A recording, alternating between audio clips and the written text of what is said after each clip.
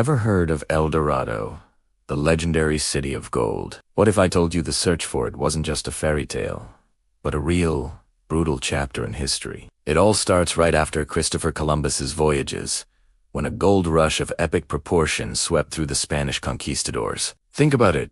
They had just seen the incredible wealth of the Aztec and Inca empires. Suddenly, the wildest rumors of golden kingdoms didn't seem so crazy anymore. Every ambitious explorer wanted to be the next Hernán Cortés or Francisco Pizarro, the guys who had hit the jackpot by conquering those empires. They were driven by a powerful mix: loyalty to the Spanish crown, intense personal greed, and a fervent belief that they were spreading their religion. This created a perfect storm of ambition and expectation. In this feverish atmosphere, the legend of El Dorado wasn't just a story, it was a credible lead. The legend itself likely started with a real ceremony. The Muisca people of modern-day Colombia had a ritual where their new chief, covered in gold dust, would dive into Lake Guatavita.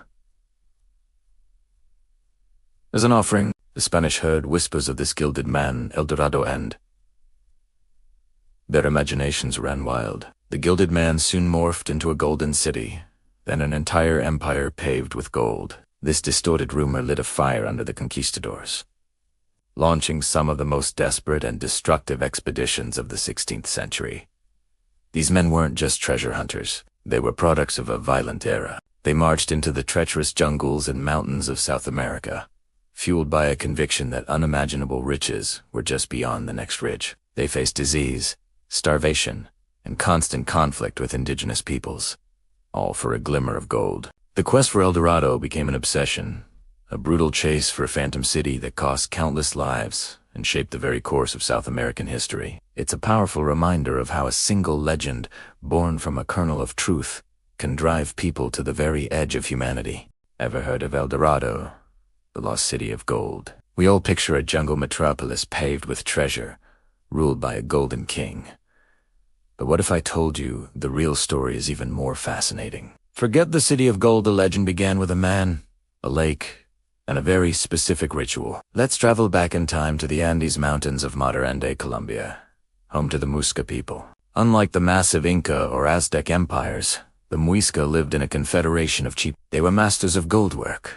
But for them, gold wasn't about getting rich. It was sacred, a way to connect with the divine. Spanish conquistadors heard whispers of a ceremony that took place at Lake Guatavita. When a new leader was chosen, his body would be covered in sticky resin and then coated entirely in fine gold dust. He became the gilded man, or in Spanish, El Hombre Dorado. And this new, gleaming leader would then be taken to the center of the sacred lake on a raft. As a sign of his power and to appease the gods, he would offer treasures, intricate gold figures, and precious jewels by casting them into the deep, dark water. After the offerings were made, he would plunge into the lake himself, washing the gold from his body and completing the ritual. For the Muisca, this was a deeply spiritual event, a symbol of a ruler's connection to the cosmos. But for the Spanish, who were obsessed with wealth, the story was completely transformed. They heard gilded man and imagined a king so rich he bathed in gold every day. They heard offerings and imagined a treasure hoard beyond their wildest dreams. The ritual was real, but the city of gold was not. The story of a single, sacred ceremony ballooned into the myth of an entire kingdom, overflowing with riches. The personal, spiritual act of one Muisca leader became the seed for the legendary El Dorado, a place that would drive explorers mad with greed for centuries. So, the next time you hear about El Dorado, remember it wasn't a place, but a persona, gilded man whose sacred tradition was misunderstood, sparking one of history's greatest and most enduring treasure hunts. Gonzalo Jimenez de Quesada, a Spanish lawyer turned conquistador, led one of the earliest expeditions inspired by these reports. In the 1530s, he marched inland from the Caribbean coast with several hundred men, enduring disease, hunger, and hostile terrain. His campaign culminated in the defeat of the Muisca and the establishment of Spanish control over the region. Having subdued the local population, Quesada turned his attention to Lake Guatavita, convinced it concealed vast quantities of gold. Efforts to drain the lake were technically crude and physically demanding. Indigenous laborers were forced to excavate channels to lower the water level, an undertaking that caused environmental damage and human suffering. While some gold artifacts were recovered from the exposed shoreline, the quantities were modest. Rather than disproving the legend, the failure to uncover spectacular riches reinforced the belief that the true El Dorado lay elsewhere. The logic was circular. If the expected treasure was not found, then the legend must refer to another location still untouched by Spanish hands. The mid-16th century saw an escalation of expeditions driven by rivalry among conquistadors. Sebastián de Belalcázar and Nicolaus Federmann launched competing journeys across the northern Andes, each hoping to secure personal glory and royal favor. These expeditions were characterized by extreme brutality. Marches through unfamiliar mountains and jungles resulted in widespread starvation, outbreaks of disease, and the collapse of morale among European soldiers. Indigenous communities bore the greatest cost. Spanish forces relied heavily on coerced guides, porters, and laborers, many of whom died from exhaustion or violence. Resistance was met with massacres and punitive campaigns designed to terrorize local populations into submission. Although these expeditions failed to locate El Dorado, they expanded European geographical knowledge and produced a growing body of rumor, speculation, and hearsay that sustained belief in the legend. By the 1540s and 1550s, El Dorado had become more than a rumor, it was a justification. Spanish authorities often tolerated or even encouraged expeditions under the assumption that they would eventually produce wealth for the crown.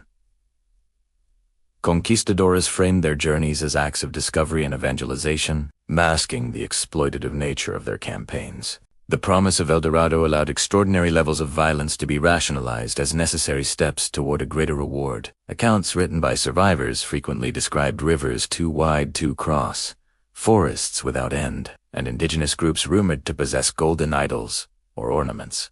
These descriptions were rarely based on direct observation. Instead, they functioned as narrative bridges that connected failure to future possibility. Each expedition, no matter how disastrous, generated new rumors that pushed El Dorado farther into unknown territory.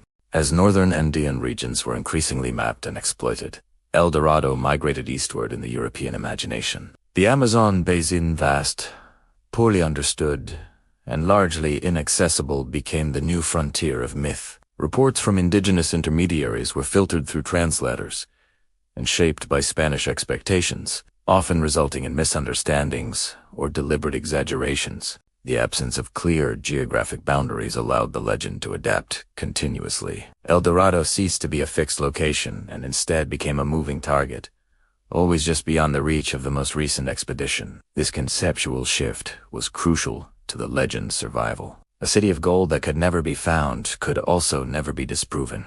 The failure of one expedition simply validated the need for another, perpetuating a cycle of exploration and destruction. From an indigenous perspective, the expeditions in search of El Dorado were catastrophic. Entire communities were displaced, enslaved, or annihilated. Traditional trade networks collapsed under the pressure of Spanish demands for tribute and labor. Cultural and religious practices were suppressed or misinterpreted as signs of hidden wealth, making them targets of further violence. While Spanish chroniclers emphasized endurance and heroism, indigenous suffering was often minimized or omitted entirely. Modern historians have increasingly challenged these narratives, emphasizing that the legend of El Dorado functioned as a mechanism of colonial expansion rather than a genuine search for cultural understanding or mutual exchange. By the late 16th century, it was clear that no city of gold had been found, yet belief in El Dorado remained remarkably resilient. Early Spanish expeditions did not weaken the legend, they strengthened it. Each failure provided new terrain onto which the myth could be projected, transforming El Dorado from a ritualized ruler into an imagined kingdom, and finally into an ever-receding horizon of wealth. In this way, El Dorado became one of the most enduring myths of the colonial Americas, not because it was real, but because it was useful. It justified conquest, excused brutality, and sustained European engagement with environments they scarcely understood. The early Spanish expeditions laid the foundation for centuries of exploration driven as much by fantasy as by fact, ensuring that El Dorado would remain forever just out of reach.